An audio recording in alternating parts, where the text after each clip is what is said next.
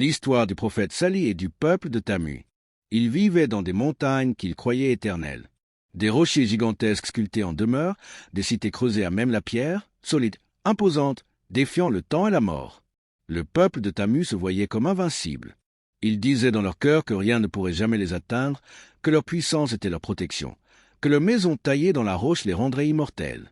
Le silence des vallées résonnait du bruit de leurs outils, de leurs voix pleines d'assurance, de leurs chants célébrant la force humaine. Mais sous ces grandeurs apparentes se cachait une corruption profonde, lente et silencieuse. Ils avaient hérité de la terre après la disparition du peuple d'Aadé. Leur histoire était encore connue, leur ruine encore visible. Pourtant, au lieu d'en tirer une leçon, Tamu se convainquit qu'ils étaient différents, plus intelligents, plus forts, mieux protégés. L'orgueil s'enracina dans leur cœur. La richesse engendra l'injustice, la puissance engendra l'arrogance, et l'oubli de Dieu devint leur mode de vie. Les faibles étaient méprisés, les avertissements ignorés, et la vérité rejetée desquels dérangeait leurs intérêts. C'est dans ce contexte que Sali fut choisi. Un homme issu de leur propre peuple, connu pour sa droiture, sa sagesse et sa parole juste.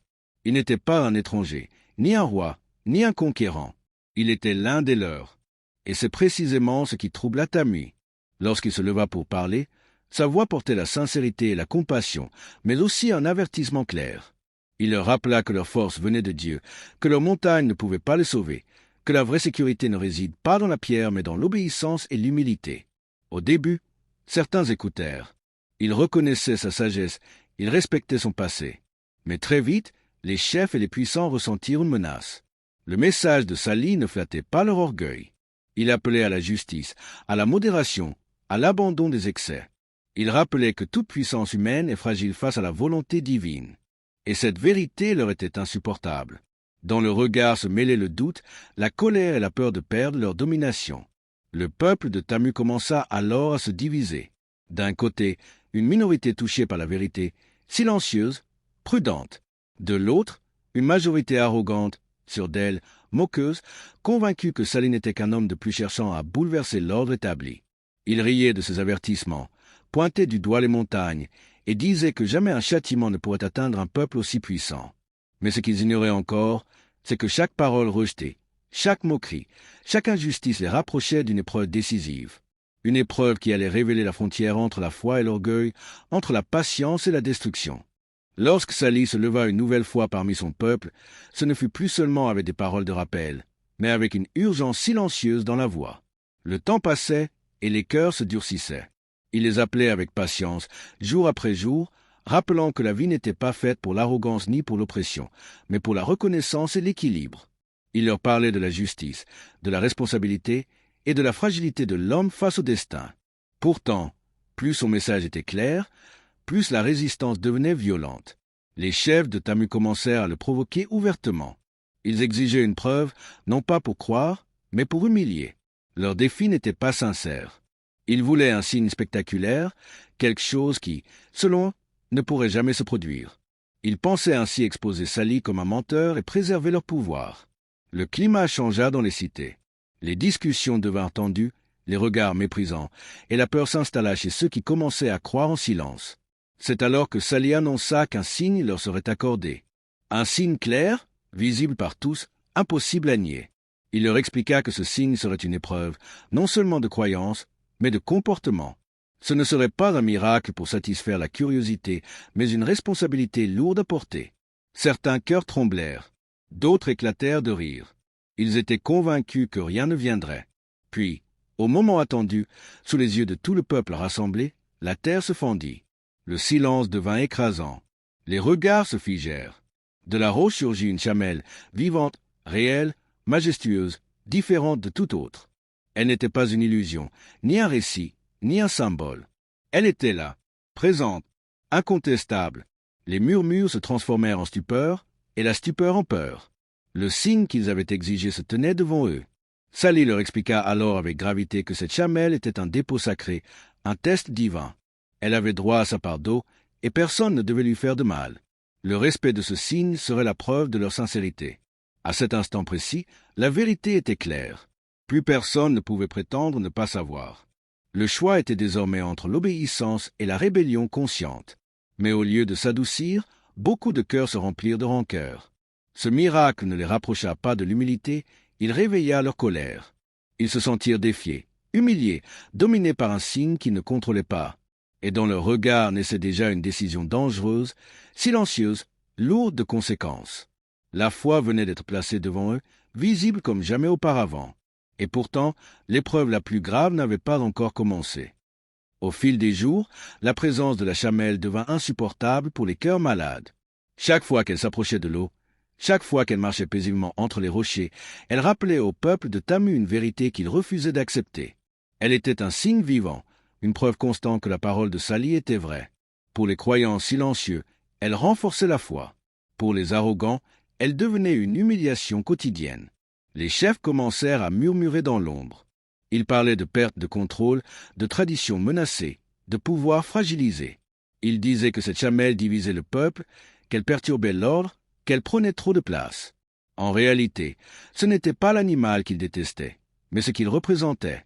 La vérité avait pénétré leur monde bâti sur l'orgueil et ne la supportait pas. La jalousie se transforma en haine et la haine en complot. Sali, voyant les regards se durcir, les avertit encore. Sa voix était grave, chargée de tristesse. Il leur rappela que toucher à ce signe serait franchir un point de non-retour. Il leur parla de conséquences irréversibles, de justice divine, de miséricorde encore possible s'ils se retenaient. Mais ces paroles glissaient sur des cœurs devenus sourds. Certains baissaient les yeux, conscients du danger. D'autres souriaient, convaincus que rien ne leur arriverait. Puis vint la nuit où la décision fut prise. Dans l'obscurité, loin des regards, un petit groupe d'hommes dominés par l'arrogance passa à l'acte. Le silence du désert fut brisé par un acte de trahison terrible.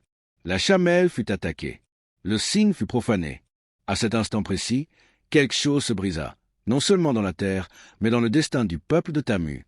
Lorsque la nouvelle se répandit, un frisson parcourut la cité. Certains furent saisis d'effroi. D'autres célébrèrent leur acte comme une victoire. Ils pensaient avoir repris le contrôle, avoir réduit au silence le rappel qui les dérangeait. Mais au fond d'eux, une peur nouvelle naissait. Une peur qu'ils n'osaient pas nommer, car ils savaient, tous savaient, qu'ils avaient défié bien plus qu'un homme. Sali arriva, le visage marqué par une douleur profonde. Il ne cria pas, il ne supplia pas. Il annonça simplement que le temps de la patience touchait à sa fin. Il leur donna un dernier délai, un ultime avertissement. 3 jours. 3 jours avant que la vérité qu'ils avaient rejetée ne se manifeste d'une manière qu'aucune montagne ne pourrait arrêter. Le peuple de Tamu se tenait désormais au bord de l'abîme. Le crime avait été commis. Le choix était scellé. Et le ciel, silencieux jusque-là, semblait retenir son souffle. Dès l'instant où Sali annonça le délai, quelque chose changea dans l'air. 3 jours. Pas plus. Pas moins. Le peuple de Tamu tenta d'abord de rire, de minimiser, de se rassurer mutuellement. Ils disaient que rien ne se passerait, que ce n'était qu'une menace de plus. Mais derrière les sourires forcés, une inquiétude sourde commençait à s'installer. Les nuits devenaient longues et le silence du désert pesait comme un avertissement. Le premier jour passa et certains visages changèrent de couleur. Une pâleur étrange parut.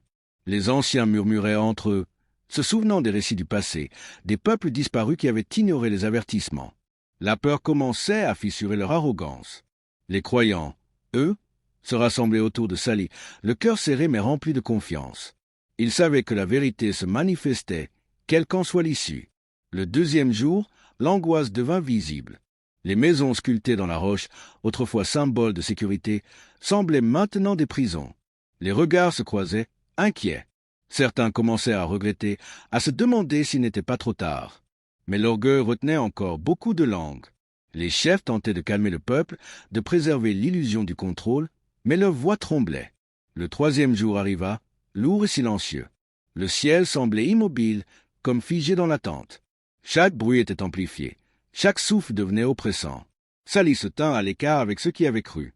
Son visage était grave, mais paisible. Il savait que la justice divine allait se manifester et que plus aucun retour n'était possible pour ceux qui avaient franchi la limite. À mesure que le jour avançait, une certitude glaçante s'imposa. Le peuple de Tamu comprit, trop tard, que leurs montagnes ne pouvaient pas les sauver, que leurs maisons ne pouvaient pas les protéger, et que la puissance humaine n'est qu'une illusion face à la volonté divine. Le temps était écoulé. Le dernier instant de miséricorde venait de passer, et le ciel, enfin, répondit. Le moment arriva sans avertissement supplémentaire. Le ciel, jusque-là silencieux, se déchira soudainement. Un cri terrible, puissant, impossible à décrire, traversa l'air et pénétra les cœurs avant même d'atteindre les oreilles. Ce n'était pas un simple son, mais une onde qui secoua les âmes, figea les corps et fit trembler la terre jusque dans ses profondeurs. Le peuple de Tamu comprit instantanément. Ce qu'ils avaient nié venait de commencer. La terre vibra sous leurs pieds. Les montagnes qu'ils avaient taillées, adorées, vénérées comme des forteresses éternelles, commencèrent à trembler. Les maisons de pierre se fissuraient. Les murs craquaient. Ceux qui riaient autrefois criaient désormais de peur. Ils tentaient de fuir, mais il n'y avait nulle part où aller. Le désert entier semblait se refermer sur eux. Chaque souffle devenait lourd. Chaque instant était un rappel brutal de leur arrogance passée. Certains tombèrent à genoux, les yeux remplis de regrets. D'autres restèrent figés, incapables de comprendre comment une puissance qu'ils méprisaient avait pu les atteindre ainsi. Le cri se répéta, plus fort, plus écrasant. Les cœurs cessèrent de battre. Les corps s'effondrèrent là où ils se tenaient. Le peuple qui se croyait immortel fut réduit au silence en un instant. Pendant ce temps, Sali et ceux qui avaient cru étaient à l'écart, protégés. Le contraste était saisissant. Là où la destruction frappait, la paix entourait les croyants. Non pas par leur force, mais par leur foi. Sali observait la scène avec une tristesse profonde. Il ne se réjouissait pas. Il pleurait intérieurement pour un peuple qui avait eu toutes les preuves, tous les avertissements, toutes les chances de se repentir. Lorsque le silence revint enfin, il n'y avait plus de voix, plus de rire, plus d'arrogance. Seulement des corps immobiles et des cités vides. Une civilisation entière venait de disparaître. Les montagnes demeuraient, mais ceux qui se croyaient leurs maîtres n'étaient plus là. La terre venait de témoigner que la puissance véritable n'appartient qu'à Dieu. Lorsque tout fut terminé, un silence lourd s'installa sur les terres de Tamu. Là où s'élevaient autrefois des voix pleines d'orgueil, il ne restait plus que le souffle du vent glissant entre les rochers. Les cités sculptées dans la montagne, témoins d'un génie humain impressionnant, se dressaient encore, mais vides, figées, privées de vie. Elles étaient devenues un rappel silencieux, une preuve éternelle que la puissance matérielle, aussi impressionnante soit-elle, ne protège pas de la vérité. Sali se tint devant ce paysage figé, entouré de ceux qui avaient cru. Son cœur était rempli d'une profonde tristesse, mais aussi d'une paix intérieure. Il avait transmis le message avec patience, averti avec sincérité, et supporté le rejet avec dignité. La mission était accomplie. Ce peuple n'avait pas été détruit par ignorance, mais après avoir vu le signe, entendu l'avertissement, et choisi consciemment la rébellion. Cette réalité rendait la leçon encore plus lourde. Il rappela aux croyants que chaque épreuve est une responsabilité, et que la foi n'est pas seulement une croyance du cœur, mais un engagement dans les actes, la justice et l'humilité. Il leur expliqua que les peuples ne tombent pas à cause de leur faiblesse, mais à cause de leur orgueil. Que la désobéissance répétée, lorsqu'elle devient un mode de vie, finit toujours par appeler une conséquence. Et que la miséricorde divine reste immense, mais qu'elle ne doit jamais être prise à la légère.